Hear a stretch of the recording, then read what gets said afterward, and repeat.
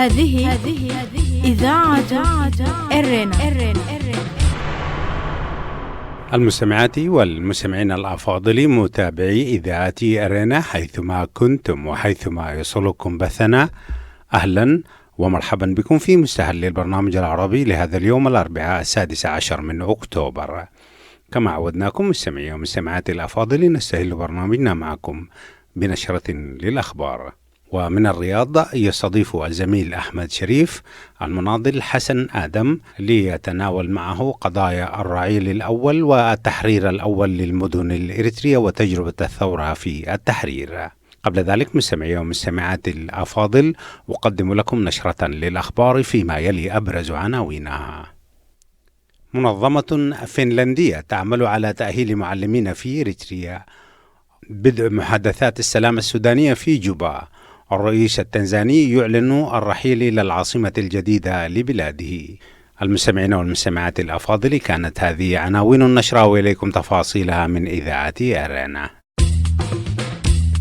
هذه إذاعة إرنا.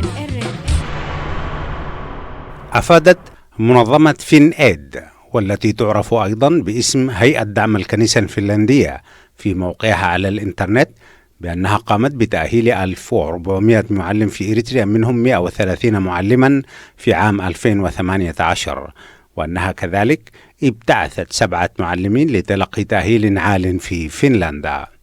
وتقوم الحكومة الفنلندية، والتي ترتبط بعلاقات جيدة مع إريتريا، بتمويل أنشطة هذه الهيئة الخيرية. وأكدت الهيئة بأن إريتريا، والتي تقع في أسفل السلم في مجال التطور الاجتماعي عالميا، تعاني من كل المشاكل بسبب انعدام التعليم وتفشي الجهل، وأن جهودها تنصب على تأهيل المعلمين لتجاوز هذه العقبات. ولم تشر الهيئة إلى أي من أسباب ضعف العملية التعليمية في البلاد هو الهروب المستمر للطلاب والمعلمين، خاصة في المدارس التي تقع على المناطق الحدودية، وأن الهروب المستمر للطلاب والمعلمين تسبب في استنزاف واضح للقدرات التعليمية في البلاد. حضر رئيس المجلس الانتقالي السوداني عبد الفتاح البرهان يوم الاثنين الماضي الجلسة الافتتاحية لمؤتمر حوار السلام السوداني بين الحكومة السودانية والحركات المسلحة. وتأتي هذه الجولة من المفاوضات وسط تفاؤل في أوساط المشاركين بحل المشاكل الأساسية للبلاد.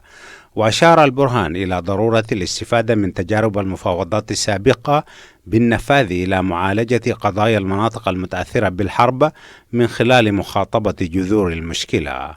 ونقل بيان لمجلس السيادة في السودان عن البرهان قوله أن الحرب أخذت وقتا ثمينا من السودان، وحان وقت التوصل إلى نهاية لها من خلال اتفاق سلام شامل يتفرغ بعده السودانيون لقضايا البناء والتعمير. وعاد البرهان مساء يوم الاثنين إلى الخرطوم قادما من جوبا بعد حضور الجلسة الافتتاحية لمفاوضات السلام. وقال العميد الركن الدكتور الطاهر بوهاجة مدير إدارة الإعلام برئاسة الجمهورية في تصريح صحفي أن المفاوضات تأتي برؤية جديدة نابعة من روح ومبادئ الثورة، مشيرا إلى حضور عدد من الرؤساء الأفارقة الجلسة الافتتاحية وتأكيدهم قدرة القارة الأفريقية على حل قضاياها بنفسها. أعلن الرئيس التنزاني جون موغوفولي بأن حكومته ستكمل الانتقال إلى العاصمة الجديدة للبلاد دودوما بدلا من العاصمة القديمة دار السلام. وقال الرئيس التنزاني بأن الوعد بانتقال الحكومة كلها سيتم حتى نهاية العام الجاري، وتقع مدينة دودوما في وسط تنزانيا. وقال الرئيس بأن موقعها في وسط البلاد يجعل مركز الخدمات قريبا من كل الشعب، على عكس مدينة دار السلام الساحلية. وكانت نائبة الرئيس السيدة سامية صلوح حسن ورئيس الوزراء قاسم مجاليوة قد نقلوا مكاتبهم إلى العاصمة الجديدة للبلاد. وسوف تشهد تنزانيا في 14 من نوفمبر المقبل انتخابات بلدية انطلاقا من العاصمة الجديدة للبلاد. المستمعين والمستمعات الأفاضل، كانت هذه نشرة الأخبار، وهذا تذكير بأبرز عناوينها. منظمة فنلندية تعمل على تأهيل معلمين في إريتريا. بدء محادثات السلام السودانية في جوبا، والرئيس التنزاني يعلن الرحيل إلى العاصمة الجديدة لبلاده. هذه إذاعة إرنا. استمعتم مستمعي ومستمعاتي الأفاضل فيما مضى من وقت إلى نشرة للأخبار قدمناها لكم من إذاعة إرنا. متابعة طيبة أتمناها لكم مع ما تبقى من فقرات برنامجنا. إذاعة إرنا، صوت مستقل لإريتريا. المستمعون الكرام، السلام عليكم ورحمة الله تعالى وبركاته، وأسعد الله أوقاتكم بكل خير. هذه المرة أعزائي المستمعين أحييكم من مدينة الرياض بالمملكة العربية السعودية، ونلتقي بالفعاليات والجالية الإريترية وفي حضرة أخونا المناضل الأستاذ حسن آدم. ألتقي في هذا البرنامج لنتحدث عن التاريخ، الشيء الغائب والمغيب بفعل النظام الدكتاتوري الحاكم في أسمرة، وهنالك مشهد أو ملامح تاريخية في تاريخ الشعب الإريتري يتعمد النظام أن لا يتحدث عنه تماما. نحن كإذاعة مستقلة، وهذه الإذاعة كما تعلمون تتابع المشهد الإريتري، التاريخ، الواقع الإريتري وتطلعات المستقبل. وسعيد جدا أن ألتقي لأول مرة بالمناضل الأستاذ حسن آدم. أستاذ حسن، أهلا ومرحبا بك في إذاعة إرنا. هذه إذاعة إرنا. يا هلا وسهلا ومرحبا، أهلا وسهلا بكم. وده شيء جميل طبعا أنه على الأقل تملكوا التاريخ للأجيال. وفي المرحلة دي اللي قاعد يبقى أو بعد التحرير أو في الأوائل الأخيرة اللي قاعد نشعر بها في الطمس للتاريخ الإريتري كله، وبالذات يعني طمس يعني شغل الرعيل الأول حقنا اللي هو جبهة التحرير الإريترية. والنظام طبعا معروف يعني بيشرح عن أهدافه عن وضعه، لكن نحن لابد أن نوضح للأجيال يعني إيه كانت هي جبهة التحرير الإريترية، والأهداف شنو هي ذاته اللي قامت من أجلها، والنتيجة اللي وصلت لها. جميل. أستاذ حسن، مرحبا بك. في البداية كده أحدث المستمع بإيجاز من هو السيد المناضل حسن آدم؟ حسن آدم حسن مناضل في جبهة التحرير الإريترية، من أبناء علي قدر، مواليد 57، وفي بداية السبعينات أو في النصف السبعينات التحقت بجبهة التحرير الإريترية، وكنت واحد من الجيش الإريتري لما أصبت في معركة بارونتو. وبعد الإصابة تغير البرنامج كله ودخلت على المنظمات الجماهيرية، ومن اليوم لحد اليوم أنا موجود في المنظمات الجماهيرية. جميل. وطبعا دور المنظمات الجماهيرية كبير جدا جدا. أستاذ حسن، كده حدثنا التحاقك بالكفاح زي ما حددت السنة، لكن المسألة لم تكن يعني مفاجأة أو في يوم وليلة أنت قررت يعني. إيش كان الدوافع؟ وعلي قدر طبعا باعتباره في منطقة القاش زي ما ذكرت قبل التسجيل، متابعتكم لعمل الثورة والنضال والرعيل الأول كان عن قرب يعني. فحدثنا كده ذكرياتك عن بدايات الالتحاق والاهتمام بالثورة والمناضلين يعني. طبعا أنا زي ما قلت لك من مواليد علي قدر، والمنطقة دي طبعا يعني تعتبر منطقة مناضلة، والشباب اللي نحن تأثرنا بالشباب اللي كانوا قدامنا من نفس أبناء علي قدر. زي ناس منو مثلا؟ والله يا أخي كتارهم يعني، مثلا زي محمد عبد الله والسيدنا، مثلا محمد خير اسماعيل، وكان ناس يوسف محمد موسى، الشهيد والدي فكاك، شهيد دبرم طلوق، يعني مجموعة بتاع شباب يعني. نحن بس بالمناسبة عشان نذكر أسماء ونخلدهم يعني. مجموعة من الشباب، ونحن تأثرنا بهم فعلا. كنا يعني نشوفهم بيجوا المدينة ويطلعوا، وإحنا في الإجازات كنا بنجي، وفي أوقات وكنا نمشي نقعد معاهم في داخل الإجازات. كنتوا تجوا من السودان؟ في الإجازات بتاع المدارس كنا نجي من السودان، وكنا نمشي نعدي على القاش ونقيل معاهم ونرجع. وبده طبعا تم التأثير، وارتبطنا في النهاية قررنا نحن ذاته نلتحق بالجبهة. لكن في الأول هم رفضوا في البداية، وبعد رفضوا في البداية، نعم، وتاني مشينا اتجاهات كسلة، ومن كسلة تاني بطريق آخر التحقنا بالجبهة. جميل. طيب بداية التحاقك بالجبهة بتذكر مين من المقاتلين اللي لاقيتهم والمنطقة كانت في القاش قلتها، لكن دارين نذكر المنطقة ذات اللي التحقت بها. والله طبعا نحن جينا لقينا الأخ عمر سعودوي أمد الله في عمره، نعم، حد الآن موجود في القاهرة. وطلعنا ولقينا الأخ الشهيد عبد إدريس اللي هو كان مسؤول قسم الصيانة، ونحن استلمنا طبعا الأخ عبد إدريس من مكتب كسلة. كويس. ودربنا في داخل المعسكر، يعني المعسكر وين؟ المعسكر كان في حتة اسمها كواب. القاش. كويس. أقرب لشنو الحتة المعسكر؟ أقرب الحدود السودانية اتجاه مشكورية بونينا. أيوة. يعني المناطق الحدودية هي. كويس.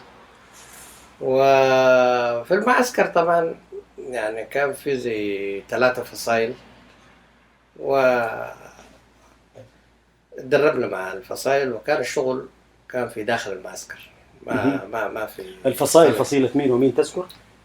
فصيلة واحدة بتاع إسماعيل الخامسي اسمه، والواحدة إسماعيل أمريكي، والواحدة كان رمضان أنت في مجموعة كنت؟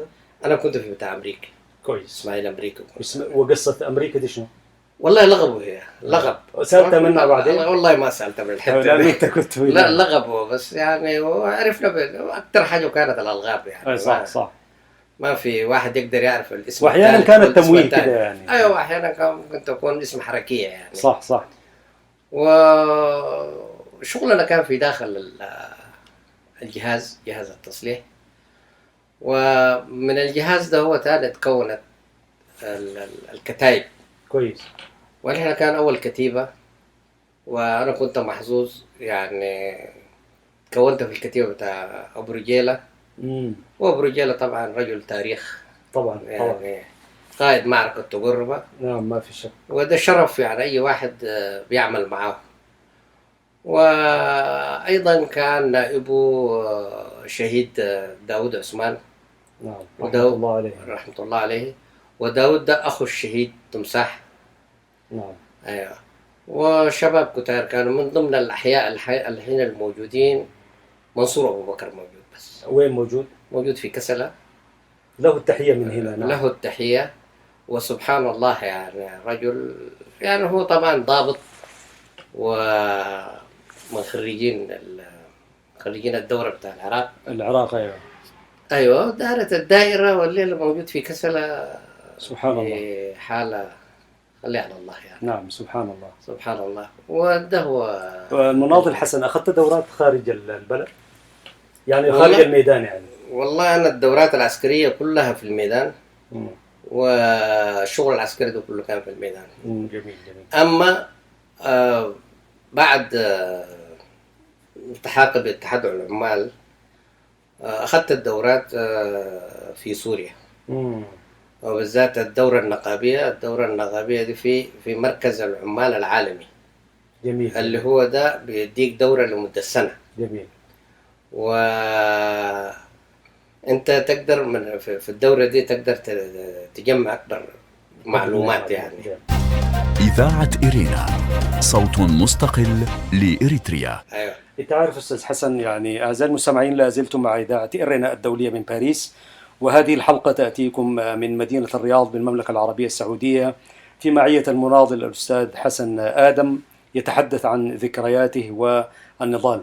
تعرف أستاذ حسن دائما تمر مرور الكرام سوريا والعراق والدول العربية التي وقفت مع الثورة يعني، ومن هنا نحن لا نود أن نمر مرور الكرام. بالله حدثنا عن دور سوريا مثلا على سبيل المثال يعني، وليس الحصر. أنت كمناضل يعني الآن لما تسترجع التاريخ. فأقول كلمة أو شهادة للتاريخ يعني للموقف السوري. وفي هذه المناسبة نتمنى للشعب السوري السلام والأمن والاستقرار. اي والله، ونتمنى لهم السلامة، ونتمنى لهم ان شاء الله الاستقرار. والوضع اللي هم عايشين فيه حاليا وضع يعني صعب خالص. نعم. اما سوريا طبعا هي وقفت مع الجبهة بكل ما تملكه. نعم. السلاح هي أمدتنا، التدريب دربت الجبهة، المكاتب هي كان فاتحة المكاتب، التعليم بالذات يعني الطلبة، يعني أبناء الشهداء وأبناء المقاتلين والطلبة اللي كان في سوريا، يعني الحتة دي هي وحتى التدريب، إننا حتى التدريب بتاع طيران كان يعني. نعم. يعني تخرجوا من ضباط. حلب. نعم. ضباط يعني. وضباط في الجيش. ضباط. وسوريا ما قصرت من الثورة الإريترية إطلاقا يعني. إطلاقا يعني. حتى أذكر أنا في المجال ده أحمد أبو سعدة. نعم. أحمد أبو سعدة من له الصحة والعافية. من له الصحة والعافية. ده يعتبر كان عضو قيادة بتاع الجبهة التحرير الإريترية. كويس. ولأنه كان أغلب وقته كان في الميدان، يعني ياخد 6-7 شهور هناك ويرجع تاني برضه ياخد. وآل كنفاني كمان بهذه المناسبة، وجدان كنفاني زوجته. أيوة. يعني لعبوا دور كبير في دعم الثورة. لعبوا دور كبير. دور سوريا دور ما يستهان به، لكن للأسف يعني الجبهة الشعبية ما قدرت الموقف بتاع سوريا ده إطلاقا يعني. المفروض كان هي تفتح صفحة جديدة، وكان المفروض يعني يتعامل السوريين معاملة أحسن من كده يعني. نعم. لكن هم طبعا عندهم موقف، لأنه كان الناس دي تدعم الجبهة يعني. نعم. ولأنه الجبهة الشعبية أخذت موقف ضد الشعب الإريتري بشكل عام، وضد ثورته ومبادئه وأهدافه. فأن تقف ضد من وقف مع الشعب الإريتري هذه مسألة برضو يعني برضو هي مستغربة طبعا، ولكن في إطار السياسة العامة قد لا تكون حاجة مستغربة في سياسة الجبهة الشعبية. المناضل حسن آدم، كده نرجع لمعركة باري. وفي البداية طبعا برضو حدثنا عن تحرير مدينة تسني عام 77 إذا كنت صحيح يعني، وفي نفس الوقت حدثنا عن معركة بارنتو، لأنه هذه محطات مهمة في تاريخ النضال الإريتري. معركة تسني كانت في عام 77. نعم. شهر 4. وحشدوا لها جيش يمكن يتكون من 3 كتائب. وفصيلتكم وكتائبكم كانت من ضمن الكتيبة كان في كتيبتين زيادة تاني كانوا. وكان الخطة محكمة، لأنه القيادة اللي كانت تقود المعركة كان قيادة محكمة، اللي هو كان بقيادة محمود حسن الشهيد. نعم. الشهيد محمود حسن رحمة الله عليه، ومعه كل القادة الكبار يعني تمساح، إدريس رمضان، يا سلام، داود عثمان، أبو رجيلة. دي قيادات يعني قيادات لها وزن تاريخية. تاريخية يعني. وديل هم اللي اشتركوا. والمعركة هي السنة حصلت فيها تقريبا 3 معارك. المعركة الأولى كانت اللي هي يوم 4/4 كويس، الساعة 4 صباحا. دي قدر الواحد يمسك أكبر موقع فيها، واتحصروا في داخل المعسكرين اللي هو معسكر التوسراويت ومعسكر الفرنسا. كويس. المعركة الثانية كانت يوم 14 شهر 4. بعد 10 أيام. أيوة. دي يعني ما قدرنا ندخل كمان للداخل، لكن كان برضو يعني حصل تقدم شوية وتراجعنا للخلف بعد ما تقدمنا الليل كله. المعركة الحاسمة كانت يوم 3/5. يعني شهر كامل استمرت المعارك. شهر كامل من 4 إلى 3/5. أيوة، يعني هي التحرير تم يوم 4/5. شهر بالضبط. شهر بالضبط يعني. دخلنا يوم 3 ده كان الخطة محكمة، بحيث أنه يعني المعسكر ده لابد يتقلع يعني. نعم. والحمد لله يعني كان في خطة محكمة ودخلنا المعسكر واستولينا على الشهداء كان على عددهم كم ساعة؟ شهداء والله ما أقدر أذكرهم، لكن كان في شهداء، كان في شهداء لأنه المدينة مفتوحة، معركة مفتوحة. أيوة، على وكان في جرحى، ويعني معركة طبعا كل العالم اشتركت فيها، اللي هو الصحفيين سوريين على فلسطينيين على، يعني حتى كان مصورة يعني هي صح. وغريب مش يغيب هذا التاريخ يا أستاذ. وهي طبعا هو يغيب يعني بطريقة عمدا يعني. نعم عمدا، لأنه ما دار يذكروا يعني أسماء زي مثلا زي حسن، مثلا زي تمساح، مثلا زي إدريس رمضان، لو كنت أقول أنا مثلا، لو كنت أقول عبد الله إدريس، يعني دي أسماء لها وزنها يعني. طبعا. وديل هم يعني أصحاب الوجع في داخل إريتريا يعني. صح. وحتى وقد مثلا نقول بس أمسك العنوان جبهة التحرير الإريترية، جبهة التحرير الإريترية ما قالت جبهة تحرير بركة، ولا جبهة تحرير القاش، ولا جبهة تحرير دنكاليا، جبهة تحرير إريتريا كلها. لإريتريا كلها. صح. والعالم اللي كان دخلت، أو العالم اللي كان تعمل معارك التحرير من تسني لغردات لكرن لأسمرة، ديل هم التاريخ ذاته. صح. يعني الواحد منهم ممكن يعمل كتاب، ما في شيء. واحد منهم ممكن يعمل كتاب، كتب كمان. أيوة. والله جد يعني. لابد يغيبوا، لأنه النظام اللي موجود حاليا يعني ما عايز تاريخ يذكر. صح. غير تاريخ بليغات يعني. نعم. وحتى ذاته إريتريا محولة لسجن كبير يعني. ما في شك. الليلة شبابنا لو شفت الشباب حقنا ما قاعد يموتوا في البحر، والخدمة المفتوحة، والسياسة العامة ذاته، وتغييب المشروع الوطني ذاته، والسجون اللي ما لها حد يعني. صح. وما في يعني ما تعرف انت يعني محكوميتك، ولا انا ذاته يعني ما بعرف زولين الانسجن ده موجود وين جدا. يعني ده كله، ده النظام ده ما يحصل في العالم كله اطلاقا. ما في شك. نعم. يعني طيب حتى النازية ما عملت كده. نعم ما في شك. أستاذ حسن، آسف للمقاطعة، وخلينا نتحدث كده عن معركة بارنتو، يعني اللي كانت بعديها بسنة تقريبا. لا حضرتك ما سنة يعني. نعم. وحضرتك أصبت في المعركة بتاعت بارنتو. يعني والله ما سنة، هي أصلا المعركة بتاعت السنين وكانت كان موجودة برضو، الحصار كان موجود في بارنتو. نعم. أوكي. هي امتداد يعني. امتدادية. أوكي. وكله كان متتالية، غردات بارنتو ده كله كان صح. مترابط في فترة زمنية واحدة يعني. نعم. احنا وقت جينا بارنتو للمعلومية زي الجبهة أول وقت كانت تحرر الغرة، وبعدين دار تشوف المدن.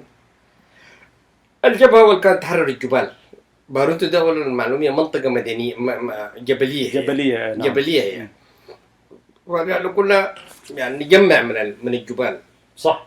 من الجبال لما ندخل داخل بارنتو من غردات. ايوه. بتطلع فوق لما تقرب على المدينة. ايوه عدل، وانت داخل ده هذا الجبل بتاع المطار هو. صح.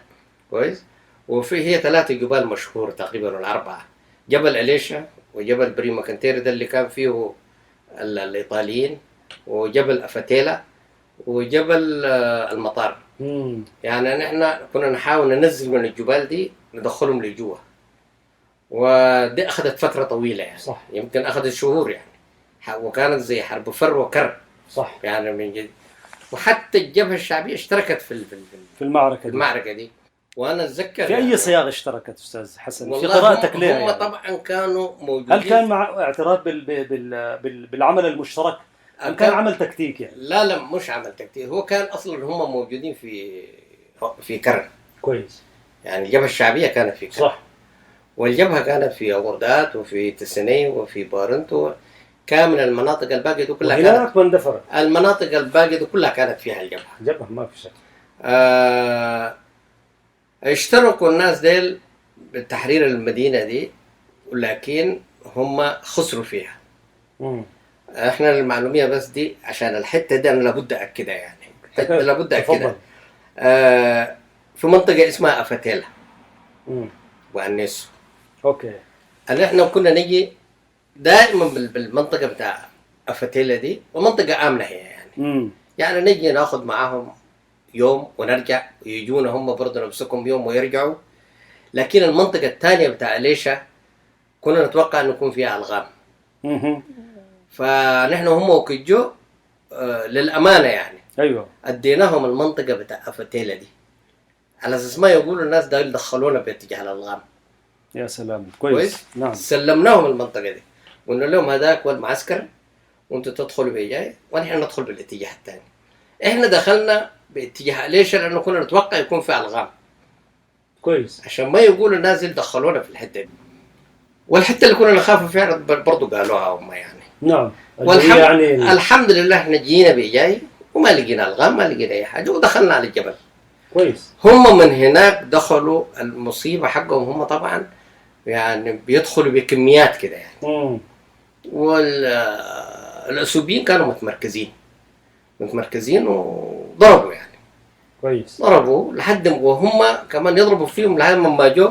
نعم. في التبة اللي كانوا فيها الطور سنوي ديل نزلوا الأسوبيين نزلوا والقائد حقهم سحب القوة دي وقال لهم خلوهم يركبوا.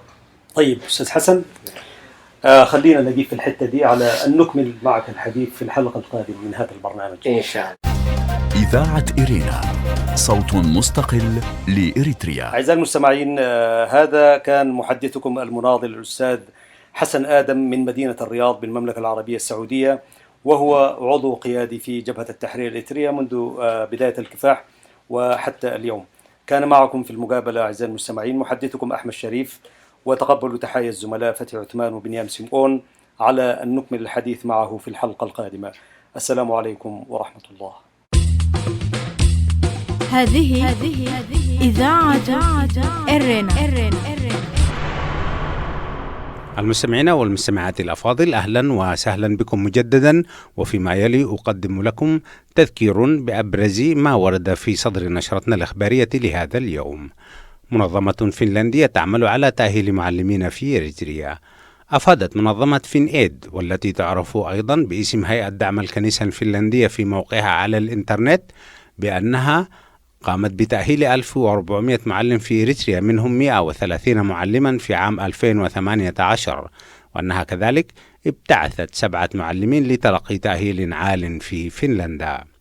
بدء محادثات السلام السودانية في جوبا. حضر رئيس المجلس الانتقالي السوداني عبد الفتاح البرهان يوم الاثنين الماضي الجلسة الافتتاحية لمؤتمر حوار السلام السوداني بين الحكومة السودانية والحركات المسلحة في جوبا. وتأتي هذه الجولة من المفاوضات وسط تفاؤل في أوساط المشاركين بحل المشاكل الأساسية للبلاد. الرئيس التنزاني يعلن الرحيل للعاصمة الجديدة لبلاده. أعلن الرئيس التنزاني جون موغوفولي بأن حكومته ستكمل الانتقال إلى العاصمة الجديدة للبلاد دودوما بدلا من العاصمة القديمة دار السلام. كان هذا مستمعي ومستمعاتي الأفاضل موجزا لأهم ما ورد في صدر نشرتنا الإخبارية لهذا اليوم. ولا يفوتني في الختام أن أذكركم بأنكم يمكنكم الكتابة إلينا والتواصل معنا على البريد الإلكتروني arabicarena@gmail.com. وحتى الملتقى بكم في حلقة جديدة من برنامج متابعاتي والبرامج الأخرى لإذاعة إرينا. لكم من زميلي أحمد الشريف، ومني محدثكم فتحي عثمان، ومن زملائي في الإذاعة في باريس أطيب التحايا، ودمتم في رعاية الله وفي حفظه. هذه إذاعة إرينا.